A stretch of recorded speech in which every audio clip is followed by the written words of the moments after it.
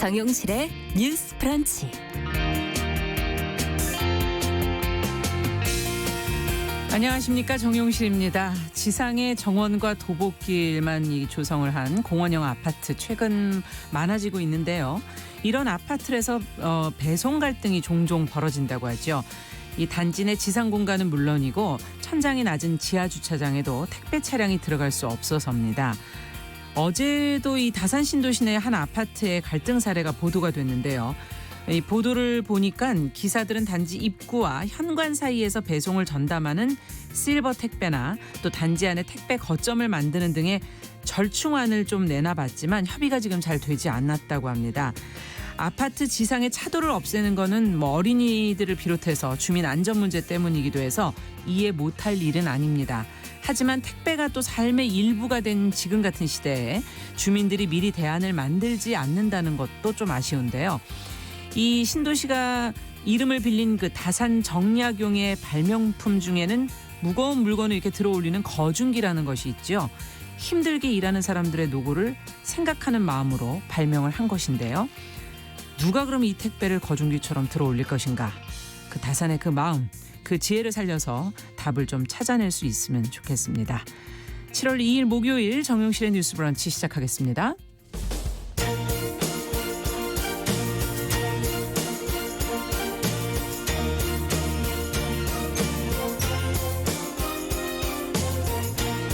여성의 감수성으로 세상을 봅니다. KBS 1라디오 정용실의 뉴스 브런치. 여러분의 의견을 기다립니다. 문자는 샵 9730으로 보내주세요. 짧은 문자 50원, 긴 문자 100원이 부과됩니다.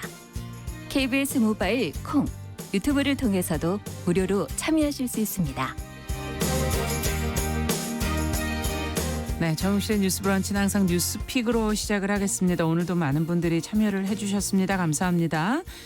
자, 평론가 두 분 오늘 자리해 주셨어요. 더 공감 여성정치연구소의 송문희 박사님 안녕하세요. 네, 안녕하세요. 전혜연 시사평론가 안녕하십니까? 네, 안녕하세요. 자, 오늘 첫 소식은 코로나19 위기 극복을 위한 노사정 합의 좀 잘 되기를 바랬는데 민주노총이 지금 빠지면서 불발이 됐다는 보도가 지금 나와 있어요.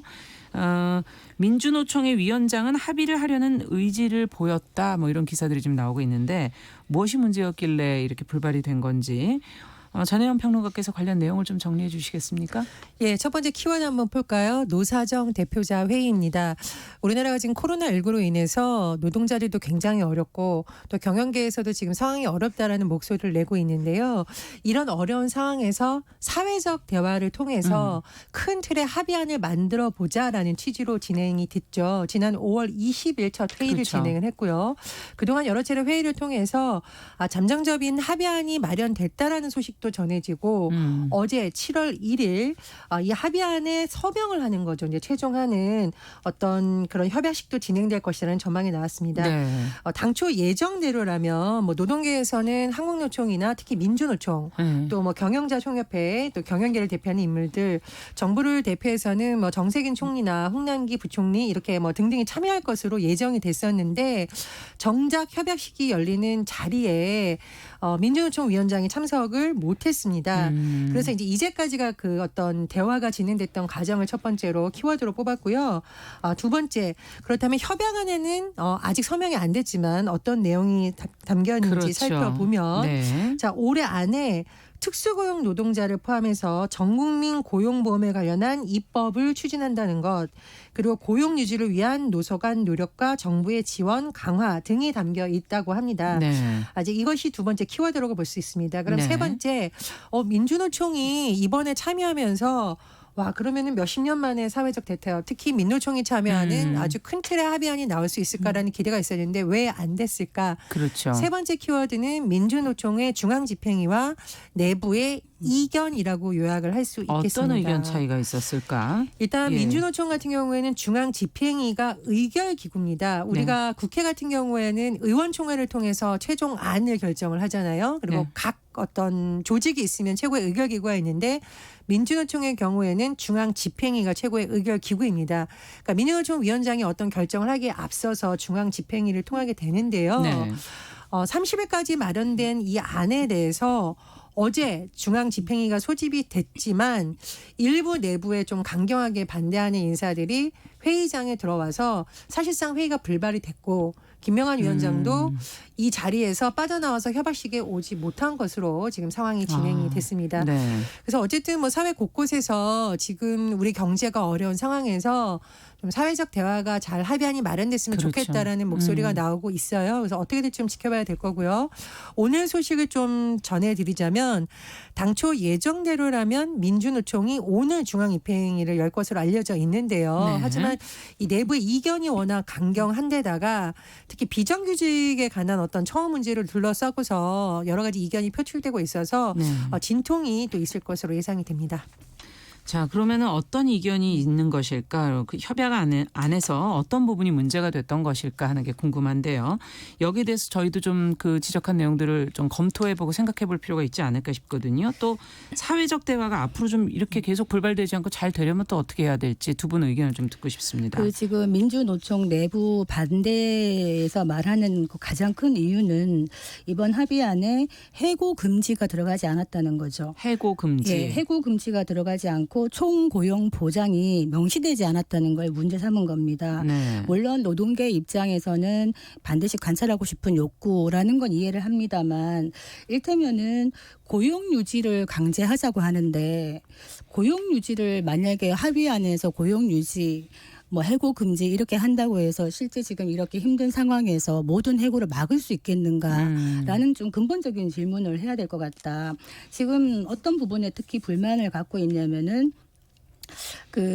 이번에 합의안에 의하면 오히려 사용자가 유리하게 어떤 조항들은 좀 추상적이고 모호하게 사용자가 그때그때 편하게 쓸 수 있는 거 아니냐. 우리가 들러리 서는 게 아니냐. 이런 반대를 한다고 하는데 사실상 이번에 합의안이 굉장히 촘촘하게 많이 나왔어요. 네. 그동안 몇 달 동안 하면서 노동계의 의견도 많이 좀 수렴을 했다고 보여지는 것이 사실은 대기업 정규직 같은 경우에는 노조가 있기 때문에 네. 특별히 어떤 노사정 차원의 국가적 차원의 합의안이 별로 필요가 없을 수도 있거든요. 그런데 오히려 비정규직이라든지 그 노조 바깥에 있는 그 어떤 노동 취약계층은 이런 노사정 합의가 나오면은 일말의 구속력을 가지기 때문에 이들을 보호할 수 있는 최소한의 안전 장치가 될 수 있다. 예를 들자면 이런 거죠. 이번 노사정 합의안에 이런 게 있었습니다. 유급 휴업이나 휴직을 한 기업에 대해서 정부가 휴직 수당이나 휴업 수당의 일부를 지급하게 되어 있거든요. 네. 그게 바로 고용유지 지원금입니다. 네. 근데 이거를 지금 파견이나 용역 근로자나 비정규직 노동자에게도 들어가게 하겠다라는 이런 내용까지 들어가 있는 것이거든요. 네. 그래서 어떻게 보면 첫 술에 배부를 수가 없는데 좀 같이 협상을 하면서 이런 부분들을 추상적인 부분은 조금 더 채워나가고 이런 노력이 필요하지 않겠나 싶은데 이번에 민주노총이 이렇게 함으로써 앞으로 협상력을 좀 잃어가고 한국노총이 대신하지 않을까라는 생각도 듭니다. 어떻게 보십니까? 그러니까 이번에 이른바 원포인트 노사정 대화를 제안한 것 자체가 김명한 위원장이라고 지금 알려지고 있어요. 네. 그래서 오히려 민주노총이 참여하면서 대화가 잘 되지 않을까라는 기대를 많이 모았는데 일단 잘 되지 않은 것은 굉장히 좀 아쉽고 안타까운 부분입니다. 그래서 저는 좀 이렇게 생각을 해요. 뭐 박사님 말씀하셨듯이 지금 비정규직 문제라든가 당장 어떤 해고의 위기를 느끼는 노동자들의 목소리를 또 민주노총이 대변하는 것은 맞는데 네. 다만 사회적 대화가 굉장히 뭐 22년 만에 지금 타결될 그렇죠. 거라는 전망이 있었기 때문에 네. 아주 구체적인 내용까지는 안 가더라도 큰 틀의 합의를 이루면서 되지 않으면 사실 아주 구체적인 합의안을 노사정에서 만들기는 쉽지 않을 거라고 봅니다. 그래서 네.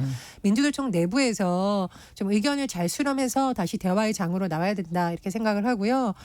정부나 좀 경영계에서도 대화를 뭐 중단하겠다는 건 아닌 것 같고 지금 언론 보도를 보면 대화를 계속해야 된다는 입장을 견지하고 있는 것으로 보입니다. 그래서 지금 보면 경제가 어렵다라고 얘기를 하고 각종 경제 지표도 굉장히 안 좋게 나오고 있는데 네. 정부랑 사측에서도 좀 민주노총하고 계속 대화를 위한 노력은 계속 돼야 된다고 보고요. 민주노총에서도 지금 보시면 뭐 지금 국내 여론이 이렇게 좋지 않는 것을 좀 간파하셔서 내부에 합의안을 좀 만들어서 사회적 대타협을 좀 이루는데 앞장서면 어떨까 좀 그런 생각이 듭니다. 그 지금 민주노총이 조합원이 100만 명이 넘어서면서 네. 사실은 한국의 노동계를 대표하는 제1노총이 되고 있는 거거든요. 그렇다면 이 위상에 걸맞는 책임도 다 해야 된다. 이 말씀 드리겠는데 지금 이런 식으로 이제 계속 가다 보면은 지금 민주노총은 기존에 대통령 직속 경사노위 있죠. 경제사회노동위원회에도 불참하고 있어요. 네. 그렇기 때문에 이 바깥에서의 합의까지 이루어지지 않는다면은 민주노총이라는 거대한 어떤 단체가 배제된 식으로 굴러간다면은 결코 바람직하지 않다 이 생각이 들고 제가 이제 비정규직도 얘기를 합니다만 우리가 왜 정규직 비정규직 이런 얘기를 합니다만 사실은 기본적으로 일자리가 있어야 정규직이든 비정규직이든 가능한 건데 제가 이제 경영학과 교수님들하고 진짜 많은 얘기를 해보면 이런 얘기를 하세요. 우리가 지금 비정규직의 정규직화를 어떤 하나의 모토처럼 얘기를 하고 있는데 네. 이것이 과연 현실적으로 가능한 것인가? 모든 비정규직의 정규직화가 현실적으로 가능한 것인가? 그리고 바람직한 것인가라는 말씀을 많이 하세요. 어떤 부분에서는 근로자, 노동자의 필요에 따라서 한시적이거나 비정규직 일자리를 할 수도 있는 것인데 이 문제의 핵심은 뭐냐면 정규직과 비정규직 간에 말도 안 되는 차별의 문제가 있는 것이거든요. 동일 노동 동일 임금의 형식으로 똑같은 일을 하는 비정규직에게 똑같은 어떤 처우가 주어지고 불합리한 차별이 주어지지 않는다면은 굳이 무리하게 비정규직을 정규직화 해야 될 이유가 없는 것인데 지금 그것이 이루어지지 않기 때문에 가장 근본적인 문제다 이런 얘기를 하시더라고요. 그래서 이 부분에 대해서는 사실 정부가 조금 더 들여다봐야 되는 부분이 아닌가 이런 생각이 듭니다. 네. 그런데 사측에서 비정규직하고 정규직을 똑같이 하겠다라는 건 현실적으로 너무 불가능하다고 봅니다. 왜냐하면 비정규직이 여러 가지 비용 측면에서 사측의 입장에서 보면 비용이 덜 들어간다고 한다는 그렇죠. 것에서 하기 때문이거든요. 그래서 저는 이제 얘기를 조금 더 드리자면 그래서 어쩔 수 없이 공공부문에서부터 비정규직의 정규직화 논의가 시작이 된 불가피한 면이 있다라고 보는 겁니다. 비용의 효율성만을 따지는 것이 아니라 뭐 국민의 생명, 안전, 공익 이런 관련된 분야에서부터 한번 시작해 보자라는 그런 부분은 또 일부분 긍정적인 측면이 있다고 보고요. 다시 얘기로 돌아와서 민주노총 얘기를 하자면 사실 민주노총이 우리나라 노동운동의 역사를 바꾸는데 많이 기여한 부분도 있습니다. 많이 기여한 부분도 있고요. 개별적으로 어떤 노동법을 잘 모르거나 아주 열악한 사업장들이 또 민주노총에 가입을 하면서 상당 부분 어떤 교섭력을 얻을 수 있고 법적인 제도적인 네. 측면을 받은 면도 있어요. 저는 그 긍정적인 장면은 인정을 하고 앞으로도 계속돼야 된다고 봅니다. 그러나 이제 코로나19 상황에서 사실상 노동자들도 어려운 부분이 있지만 말씀해 주셨듯이 정부에서 창출하는 일자리만으로는 한계가 있기 때문에 어떤 사측을 대변하는 경영계와의 대화는 불가피하다고 봅니다. 그래서 민주노총이 더더군다나 대화의 장으로 들어와서 그런 어려운 사람들의 입장을 끝까지 대변을 하든 관철을 해주든 네. 다시 대화의 장으로 돌아올 필요는 있다. 그렇게 생각합니다. 이번에 비정규직 그 주장 중에 저는 좀 와닿는 것은 뭐였냐면요. 지금 비정규직 공동투쟁 공동소집권장이 하시는 말씀이 뭐냐면 네. 지금 정부가 지금 힘든 시기니까 기간산업안정지원금이라는 거를 40조를 풀었습니다. 근데 이게 조건이 뭐냐면은 고용 총량의 어떤 기업이 고용 총량의 90%를 유지하면은 이걸 주겠다는 건데 거기서 빠져 있는 게 뭐냐면은 이 지원 대상 기업의 고용보험 가입자만 이게 들어가는 거예요. 그러면 정규직이 되겠네요. 그렇죠. 그렇다면은 비정규직을 아무리 100% 다 해고를 한다 그래도 이 기업은 이걸 받을 수가 있는 거예요. 그만큼 비정규직의 어떤 일자리가 굉장히 불안정하고 팔이 목숨이다. 이 부분은 또 사실이거든요. 그래서 이 부분은 다른 어떤 식으로든 강제를 하는 이런 걸 다시 한번 촘촘하게 만들어야 되지 않겠나. 보완해야 될 부분들이 있고 그렇습니다. 논의해야 될 부분이 아직 남아 네네. 있다는 얘기시죠. 예, 합의라는 것이 어떻게 큰 틀에서 합의하고 저희가 세부적 사안들을 어떻게 보완해 나갈지 앞으로 이런 대화의 장에서 조금 그런 지혜를 좀 서로 발휘해 주는 게 좋지 않을까 하는 그런 생각도 드네요. 자, 정용실의 뉴스 브런치 더 공감 여성정치연구소 송문희 박사, 전혜연 시사평론가와 함께 뉴스픽 진행하고 있는데요. 자, 두 번째 얘기는 이제 정치 분야 얘기로 좀 가보겠습니다. 지금 더불어민주당의 이낙연 의원, 이낙연 전 총리가 어제 성인지 감수성이 결여된 발언을 했다 하는 논란이 일면서 공식 사과를 했다는 내용이 지금 보도가 많이 됐는데 어떤 부분에서 어떤 이야기를 했길래 그런 것인지 관련 내용 송 박사님께서 좀 전해주시겠어요? 네, 이 1일 날 그 이낙연 지금 현재 더불어민주당 코로나 국난 극복 위원장입니다. 네. 1일 날 국회의원회관에서 이제 얘기를 하면서 어떤 얘기를 했냐면은 지금 이제 바이오 헬스 이런 포럼을 하면서 네네. 한국의 산후조리 시스템이 참 잘 되어 있다. 그래서 중국의 엄마가 와서 하기도 한다. 이런 얘기를 하면서 어떤 얘기를 했냐. 남자는 엄마 되는 경험을 하지 못해서 나이 먹어도 철이 없다. 이 말씀을 하셨는데 좀 네. 지금 집중 포화를 맞고 있습니다. 어떤 얘기를 했느냐. 이건 이낙연 학설인데 인생에서 가장 감명 깊은 순간 중 하나는 소녀에서 엄마로 거듭나는 순간이다. 남자는 그런 걸 경험하지 못해서 철이 없다. 이런 얘기를 했고 산후조리원이라는 문화에 대해서 어떻게 얘기를 하냐면 가장 감동적인 변화의 순간에 대접받고 배려받으며 그렇게 하고 싶은 게 당연한 욕구라고 생각한다. 이런 얘기를 했는데 네. 왜 비난을 받느냐. 미래통합당 김은혜 대변인은 이거 여성만을 출산 육아에 책임을 진 존재로 보고 아버지 역할은 폄하한 거 아니냐. 그러면 출산하지 않으면 철이 없는 것인가. 그리고 비혼이나 그러네요. 난임 부부에 대한 공감이 없다. 이렇게 얘기를 하고 있고 정의당 조혜민 대변인은 어떻게 얘기하냐면 정자는 막말이다. 이렇게 논평을 하면서 출생을 경험한 여성을 우대하는 척하면서 출생과 육아의 책임을 여성에게 전가하고 아빠의 역할은 경시하고 있다. 성인지 감수성이 떨어진다. 이런 얘기를 했습니다. 네. 자, 이 발언에 대해서 두 분의 입장을 좀 들어보고 싶네요. 어떻게 생각하십니까? 이낙연 의원이 이제 사과문을 페이스북을 통해서 올렸는데 늦게라도 뭐 빨리 사과를 하고요. 또 본인이 이렇게 입장을 올렸네요. 아이를 낳고 키우는 과정이 여성만의 몫일 수가 없다라고 하면서 또 여러 가지 제도적 측면의 중요성에 대해서 공감한다는 취지의 글을 올렸습니다. 그래서 어쨌든 주목받고 있는 정치인인 만큼 앞으로 좀 더 세심한 발언이라던가 또 그 진정성을 보여줄 수 있는 정책 추진. 사실 그게 굉장히 중요한 거죠. 네. 정치인은. 그런 부분이 좀 더 보완이 된다면 좋을 거라고 보고요. 제가 지금 좀 드는 생각은 뭐냐면 제가 예전에 이제 정치를 취재하는 기자를 하면서 좀 깜짝깜짝 놀랐던 순간이 많은데요. 이거는 뭐 보수냐 진보냐 여당이냐 야당이냐 할 것 없이 비슷한 현상이 곳곳에서 일어나고 있는데 네.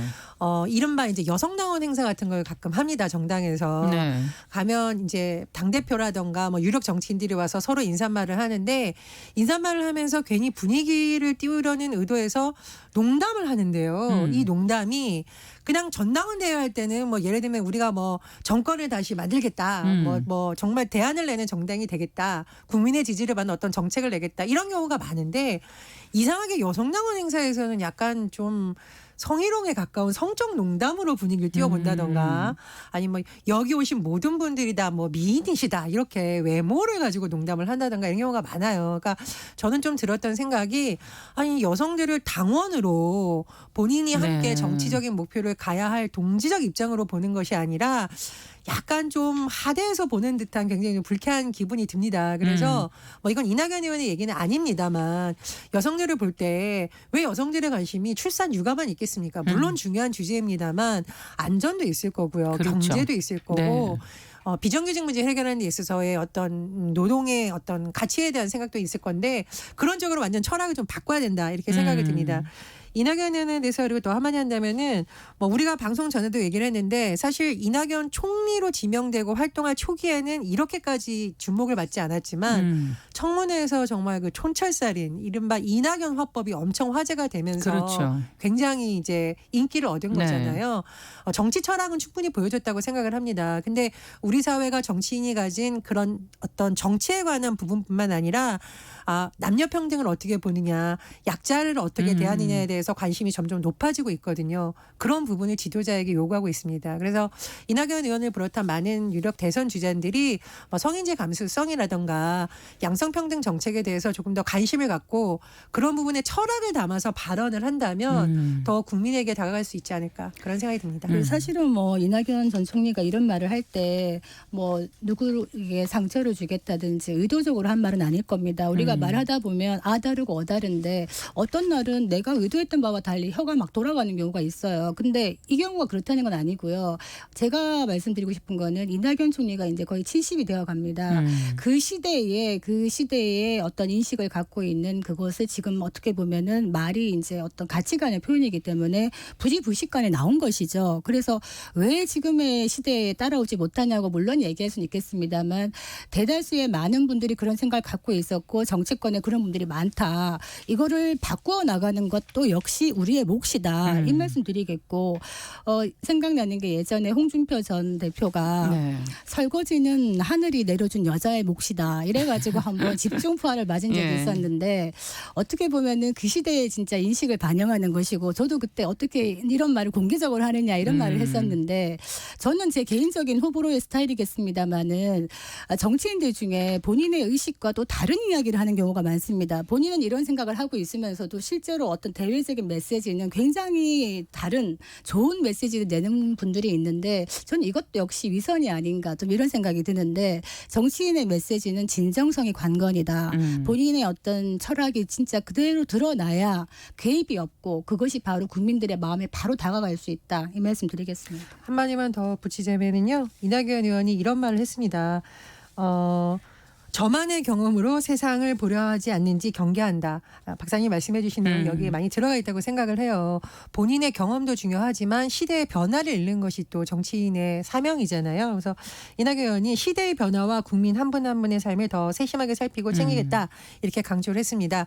굉장히 주목받는 정치인인데 이런 모습 말씀해 주셨듯이 좋은 정책으로 또 앞으로 공개석상에서 하시는 발언이 더 주목을 받을 것 같은데 성인지 감수성에 대한 부분은 특히나 더 주의해서 하면 어떨까 생각이 듭니다. 저는요 남자는 애다 이런 말 좀 안 했으면 좋겠어요. 남자는 다 애야 나이 들어도 애야 철이 안 들어 이런 얘기가요. 어떻게 들어갈 수 있냐면 약간 회피성으로 갈 수 있어요.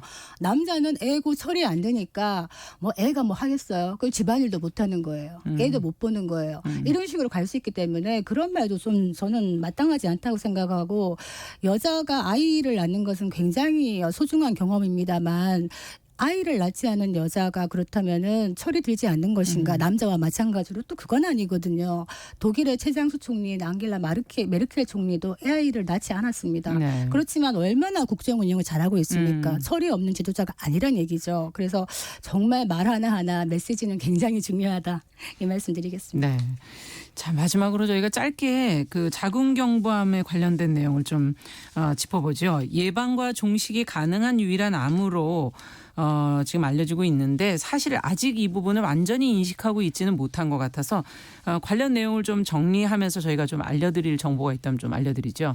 예, 우리가 암 굉장히 두렵고 보통 뭐 이렇게 생각을 하잖아요. 네. 건강관리 잘하고 조기검진하고. 그런데 정말 우리가 알고 있지만 간과하기 쉬운 암이 자궁경부암입니다. 많은 여성들을 위협하는 요소인데 중요한 것은 백신을 통해서 거의 뭐 100% 가깝게 예방을 할 수 있다고 전문가들이 조언을 하고 있습니다. 그래서 이 자궁경부암을 줄이려는 첫 번째 노력은 이 원인인 인유두종 바이러스 감염을 막기 위한 백신을 맞는 것이고요. 네. 두 번째로는 말 그대로 이제 조기 검진을 통해서 정기적인 검진을 통해서 하는 건데요. 최근에 전문가들이 강조하는 부분은 두 부분입니다. 지금 우리나라 같은 경우에는 매년 만 12세 여성 청소년을 대상으로 백신을 무료로 지원받을 수 있어요. 네. 그러니까 이 세대는 오히려 상대적으로 안전하다고 볼 수 있는데 오히려 이 대상이 아니었던 20대, 30대, 40대들의 경우에는 상대적으로 이제 성생활이 많은 연령대인데도 백신 접종의 중요성을 간과해서 오히려 위험에 노출돼 있다. 이런 지적이 나오는 부분은 좀 많이 새겨들어야 될 것 같고요. 네. 두 번째로 해외 선진국에서는 지금 남성 청소년들을 대상으로 무료 백신을 하고 있습니다. 여성들뿐만 아니라 그 이유는 자궁경부암을 막기 위해서는 여성들의 노력도 물론 중요합니다만 네. 어떤 성관계를 통해서 전염되는 확률이 워낙 높기 때문에 남성 청소년기부터 접종을 하는 것이 매우 바람직하고요. 또 남성들도 이 바이러스로 인해서 다른 질병을 얻는 경우가 많다고 하니까요. 이번 기회에 청소년을 둔 가족분들이라든가 네. 20, 30대들도 이 백신 접종에 대한 관심을 좀 많이 가져야 될 것으로 보입니다. 네. 자, 이 백신 접종률이 조금 더 높아진다면 좋을 텐데 그리고 앞서 얘기해 주신 것처럼 좀 인식이 잘못된 부분도 조금 있는 것 같아요. 어떻게들 보십니까? 이 백신을 여자들만 주로 맞는 거라고 오해하시는 건데요. 네. 사실은 이게 성관계를 통해서 자궁 안으로 침투가 바이러스가 되면서 발생하는 것이라 평생 성관계를 하지 않는다면은 뭐 굳이 맞을 필요가 없겠습니다만은 사실은 이게 남녀 공통의 문제거든요. 그래서 그 영국, 호주, 미국, 캐나다 이런 선진국 중에서 한 40개국은 여자뿐만 아니라 남자 아이들도 필수 접종을 지금 하고 있는 거예요. 그래서 남자들도 접종 대상으로 지금 이제 저도 몇 년 전에 요즘은 이제 어린 아이 여자 아이에게는 약간 무료 접종을 지금 하고 있어요. 한국도. 그런데 이거를 남자 아이에게까지 조금 필수 접종을 하면 좋겠다. 그리고 여기에 대한 인식 이게 뭐 단순히 사랑하는 여자를 위해서 이런 차원을 떠나서 이 접종을 하면은 남자들도 뭐 항문암이나 여러 가지 이런 것들을 좀 예방할 수 있다고 하니까요. 그래서 요즘은 젊은 남녀 커플들이 많이 같이 와서 맞기도 한다. 이런 얘기하는데 이게 한 3번 정도 맞아야 되는데요. 접종 비용이 한 60만 원 듭니다. 합치면. 이건 약간 비용이 좀 부담이 되겠다. 이런 말씀드립니다. 네, 비용이 조금 더 낮아질 수 있으면 좋겠다는 그런 바람도 드네요. 예. 자, 오늘 소식은 여기까지 듣겠습니다. 뉴스픽 전혜연 평론가, 더 공감 여성정치연구소 송문희 박사 두 분 수고하셨습니다. 감사합니다. 감사합니다. 자, 정용실의 뉴스 브런치 듣고 계신 지금 시각 10시 30분 넘어서고 있고요. 라디오 정보센터 뉴스 듣고 오겠습니다.